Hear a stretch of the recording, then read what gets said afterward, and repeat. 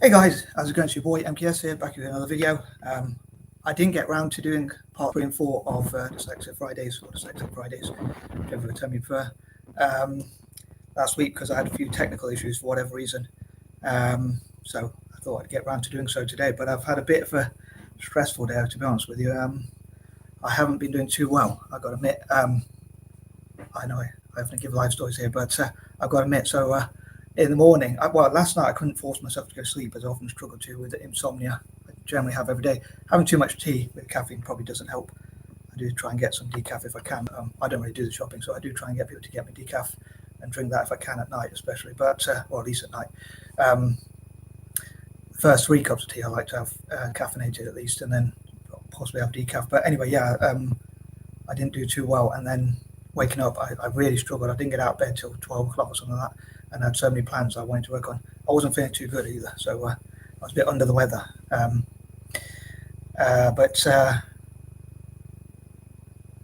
Yeah, that's probably a British term. So so I wasn't feeling too good. But anyway, so then after a while, I started feeling a lot better when I got round to talking to my friend Steve McHugh, and talking about some ideas and things like that, and then left a few messages, and I felt a lot better. And then I went for a walk, had some biscuits, and I went for a walk, and I was feeling a lot better after that. But then my cat was winding me up. My kid wound me up, so he kept jumping on the surface trying to get to the food, and I was getting frustrated. I was trying to make some tea and whatever, and I started getting a bit annoyed, and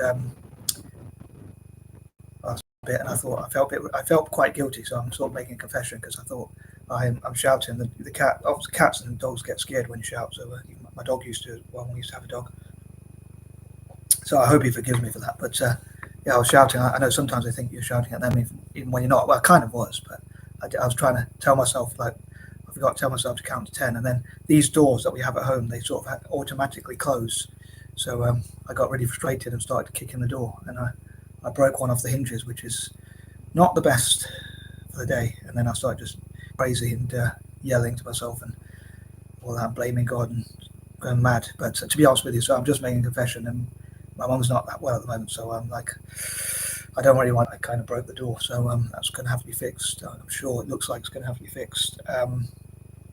Hopefully it's not as bad as I think it was when I thought it was damaged. So that's really ruined this quite a bit, but I had to actually calm myself down to make this video. But anyway, hopefully making this video will make me feel better, because that's what I was trying to look forward to, like making these videos. So anyway, I hope you enjoy these list of my ideas, and I'll try to resist to kill my cat, although he is so cute. I think that's what keeps me from killing him. But on a serious note, I just thought I'd make that confession about losing my rag, losing my temper, and I think losing the rag is a British term anyway. But so that sort of derailed me, and I had to calm myself down before I got back on to making this video. But because I was looking forward to it as well, I was like looking forward to some of the ideas I was thinking about. But anyway, I'm going to crack on with the lists. I just wanted to give a little intro to, well, it's probably gone a bit longer than I would normally like, but as usual. But anyway, so that's just my confession. So I feel really bad about it, like losing my temper, allowing myself to lose my temper. On that note, I'd love to have people's suggestions on how do you stay calm when you lose your temper, because when I lose my temper, I really struggle to calm myself down. So I'd love to know. Believe it or not, I probably seem like really calm, like I never lose my temper or anything like that. But anyway, I'm going to move on to the list of the video, and in the video, and hope people out there enjoy it. And here goes. Here are my plans for dyslexia on Fridays. A week later than planned, I'd say, because of my technical issues last week. I often say that joke like I'm dyslexic, so I need extra time. But anyway, here goes. So number 21 to 30, these ideas are, and here goes. So number 21, to recap a point I wanted to do, and as it's a Friday as well, excuse me, as it's a Friday and football Fridays I often think of, I would love to get a group together, a group of dyslexics to travel to Italy and to Celtic. As I mentioned before, and I mentioned that point before, but I was hoping to do so before the end of October, and I know October is technically not over yet, but it's not over yet, but not over too badly seen, as I say. But I know that's the case, but I can't imagine myself doing so as quickly as I'd like. Unfortunately, I don't imagine doing so in October, but maybe in November, maybe even a general neurodiverse group because it could be neurodiverse November, so including people with ADHD as well. I'm going to do it in November, but I was thinking of sticking to dyslexia because it's Dyslexia Awareness Month, with the theme of like what dyslexics can do. So I want to get together. I nearly forgot to say, like, I want to get together Made by Dyslexia, the Dyslexia Advantage, the Yale Centre for Dyslexia and Creativity, Childmind Institute, and Understood, which I think is connected to the Childmind Institute. I mentioned that before. But so to get all those groups together and travel together and look at how we can get as many dyslexic individuals and anyone who believes that dyslexics have strengths to offer, people who are into football.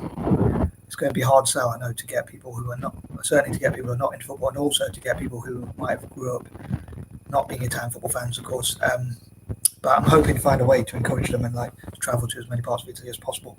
And that kind of thing. Number 22, I also dream to work with FIFA, UEFA, the UN, the EU, perhaps even migrant and refugee agencies, charities, NGOs, and whatnot, to try and look at how we can get more dyslexics into football, for instance, or things.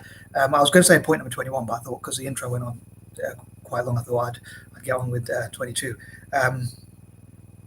But yeah, so as I said, I know I was thinking of including some of those in 21 because, like 21 again, they were points I've covered a little bit before, but just to recap them.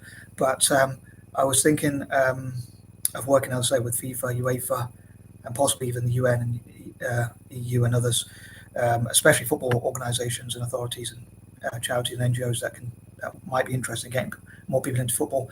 And this would benefit FIFA because it would get more people, or any football organisations or authorities, because it would get more people into football. Because obviously the more people they get in, I think the better, the more money they'll probably make as well. So I'm sure they want to get more people into football, hopefully. And so getting more dyslexic people into football, in this case, like as many dyslexic people as possible. And hopefully I'd love to sort of connect those together. And within the rules, I dream that also Italian football and Celtic could get as much investment as possible and look at ways to allow that to happen and sort of work as a dyslexic person and with the dyslexic community as well, to work with FIFA and UEFA and other football bodies around the world, maybe even, especially FIFA and UEFA, though, I suppose, because this would be more applicable to them in particular. I suppose I in particular love to work with FIFA, but this would be more applicable to both of them equally, I suppose, because Italy and Celtic are both in Europe, henceforth in UEFA. So I'd love to work with them and getting more people into football would be of benefit to them, and also more investment into football. I know there's like FFP, which I've talked before about a little bit, where it's like, well, basically it stands for financial fair play. So I suppose that there's rules on that, but if there's a way where I could convince them, say, to FIFA and UEFA and others, especially FIFA and UEFA, I'll say that the more money's involved in football, the more they will get. And if Italian football and Celtic could also do a lot of, if they get more money, they give like 10% of whatever money they get to charity. The more money they get, the more charities will benefit as well. So I hope that all that made sense. If you have any questions as ever, please ask away. But I'd love to know if you think FIFA would be interested in something like that. But I think it's surely in their interest to get more people into football, FIFA, UEFA and others, and also charities and NGOs and whatnot. It would be of benefit to them. I often think, like, for instance, with the EU, to convince Italy to stay in the EU, to stick to it and not leave like Brexit, not have their own version of Brexit. Helping their football teams in funding football pitches and things like that, having football tournaments, EU tournaments in Italy would surely benefit that. I suppose you could say the same about Germany, France and other football loving nations that are in the EU, but I suppose obviously because I'm a fan of Italian football, I'm a bit biased in that regard, and I'd love for them to also support Celtic, although Celtic is in Britain, it's in Glasgow, Scotland, which is in Britain, but they may well be, I suppose, to encourage people to encourage Celtic fans to support the EU. I think that would be something. Life is about deals. I was thinking, like today, I was really frustrated with myself for losing my temper and getting angry and shouting and being annoyed, because today really I want to think about rewards, because it's the 27th, so that's a number I think of, rewards. But I'm quite honest, so that's why, or I can be quite honest most of the time, so that's especially on my YouTube and Facebook channels. So I try and obviously now I record pretty much the same thing on both of them, so I try and be honest about those sorts of things. Anyway, moving on, number 23. I know this video went on a bit longer than planned, or is going on longer than planned because of my longer intro having to explain that sort of thing. I'd say I had to calm myself down. But number 23, I'd say I'd love to work with charities and NGOs. And one of the things I was thinking about, I nearly forgot this point as well, when I went for my walk, I was thinking about this. I was thinking, what am I going to cover for this? And then suddenly I had some eureka moments, a eureka moment at least. And I thought, I have this idea. I could have included this on Monday and Tuesday. I'm not sure if I did, but I would love for dyslexics to have like a portfolio where we can invest together. I would love to call it the MKS portfolio, after my own initials as a founder, but it could be called whatever dyslexics vote on it to be called. And a lot of people, including myself, are wary of scams out there. So I am wary about. I'm wary of those things myself. So I'm sure other people will be too. So I have to be careful about obviously saying about having a joint account or whatever, and whether people would trust me. But if this could be like a trusted account, people know it's legal and they know that money invested will increase their value. The money that they have, sorry, it will work for them. So putting your money to work for you. I thought it'd be interesting if Charles Schwab, who's also dyslexic, would be the one, or one of the ones at least, maybe Richard Branson, who has like Virgin Money. But I thought it'd be quite fitting with Charles Schwab and possibly dyslexic millionaires and billionaires generally, who probably know how to handle money, I would imagine. But with Charles Schwab, he helped, as far as I'm aware, he helped middle class. I was going to say dyslexic millionaires. He helped middle class Americans to reinvest their money, to invest their money, and help it to grow for them. As far as I'm aware, if I'm not mistaken. I think they say he practically invented, sorry, not doing for a while here, but the discount brokerage system. So I was thinking that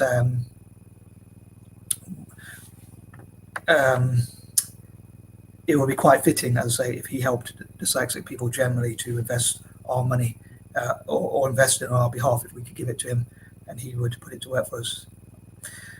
Probably sounds too good to be true, I suppose, and like too simplistic. But I like, if there's an easy way to make money, I'd love to do so. Then I'll be able to fundraise for the causes I support.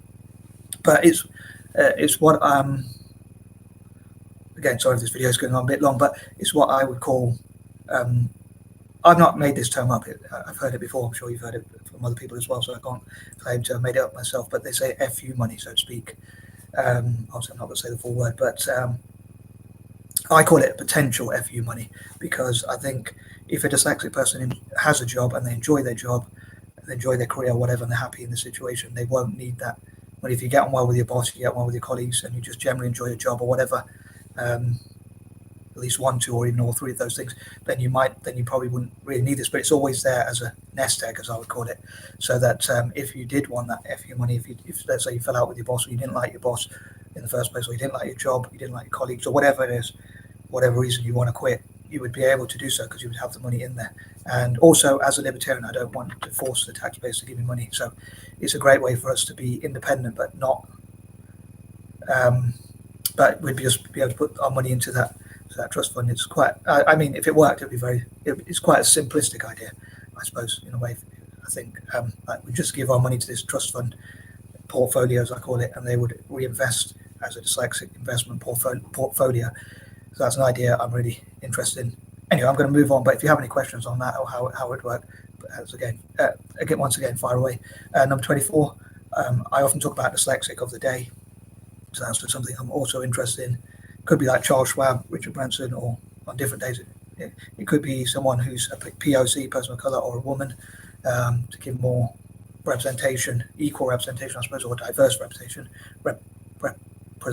Sorry. So it could be a great way to get more people who are different, so diverse representation. But I'd love to know what you think about that. Who would be your dyslexic of the day? Which dyslexic inspires you the most? I like it to be different on each day. I probably didn't stick to it as much as I would like, but maybe in the future I'll do more dyslexics of the day. Possibly next October or in November, because it could be neurodiverse. It could even be neurodiverse person of the day, but I suppose it wouldn't be quite have the alliterative effect, as I put it. Anyway, moving on, number 25. I'd love to discuss about famous dyslexics as well in the future, and I'll probably cover them. I mean, people like Charles Schwab, Richard Branson, Keira Knightley, or Orlando Bloom, people like that could be included. Number 26. I would love to see how we can support countries that are colonized, as I often say. Number 27, As I say, putting our money into this investment thing, portfolio, whatever you want to call it, the reward being we would have that financial freedom. So we'd have that FU money. If we didn't like our situation, we could say we don't have to put up with it because we have the money to change it. Perhaps, I suppose. Again, I'd love to know what you think about that. Number 28, I'd love for dyslexic people to work together on films.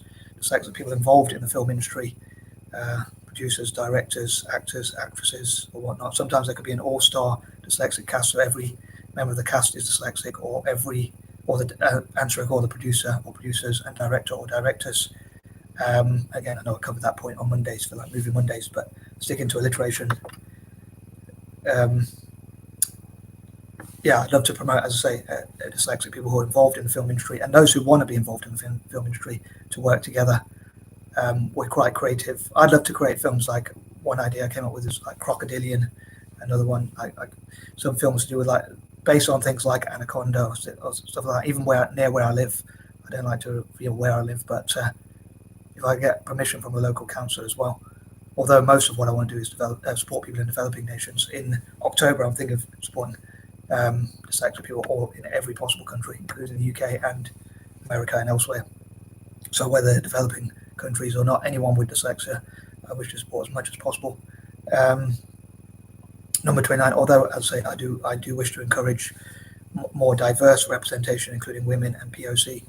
And number 30, I say famous dyslexics. Another thing I've seen seen online is like faces of dyslexia, where they show. I don't know a huge amount about it, but I've seen it's like faces of dyslexia, and I think they just have pictures of people with dyslexia and show that. I think it's to show anyone can have. I probably have to look into it more, but I just thought I'd mention it, as I say, because it's alliteration, faces of dyslexia. But yeah,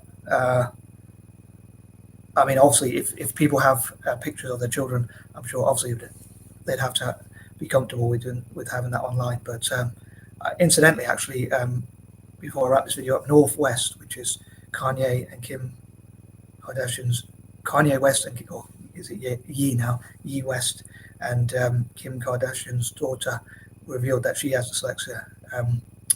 She said something. I thought it's quite cute. She said, "I have dyslexia. Do you know what that is?" And I think her mum was like, "Don't give away too much info." But I thought that was quite interesting. She could be inspiring. As some people said, maybe she could talk about what dyslexia is and how it affects her as well. So people say that inspires a lot of people. Like John Chambers, who was the CEO of a company called Cisco.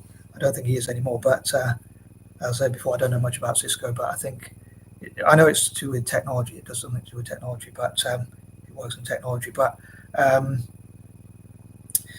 I say, Cisco. He was talking to someone. He was talking to his daughter's school, and one of the students was a bit nervous or something, or she was like really sad, or I think she was even in tears, and she said she's not got much confidence because of her dyslexia or something like that, and he gave her a lot of confidence, but he didn't realise the mic was still on, so he revealed to many people he's dyslexic by mistake, and then a lot of people came up to him and said, your story is inspiring, like someone who does quite well. You're a CEO and you've done well in life, and you inspire a lot of people. So I think the more people who talk about being dyslexic, like the more famous people who are dyslexic talk about being dyslexic, I think the better, because it can inspire more people. But I think it should be factually accurate. Like there's some lists online about people who are said to be dyslexic, but I don't know if they are. Like people like Bill Gates, or even people like Bill Gates or Warren Buffett, Elon Musk, Larry Ellison. I think it's Larry Page, one of the co-founders of Google, and people like that. But I don't know if they're dyslexic or not. So I try and listen to or find out more about the ones who say they're dyslexic, and I know are dyslexic for sure, unless they're lying about it. But that would be a strange thing to lie about. But yeah, if famous people, I don't think they should pretend to be dyslexic just to inspire people. I think the ones who are dyslexic, I think there's enough famous dyslexics to inspire people. Anyway, I'm going to wrap this video up. But yeah, I feel a lot better than that. I've gone through the video, but I feel bad for losing my temper and having to calm down and not being able to control my temper and all that kind of thing. But I hope to think about people I want to reward for supporting me, and I'll probably say thank God for the opportunity to make this video. Anyway, I'm out. Peace and love.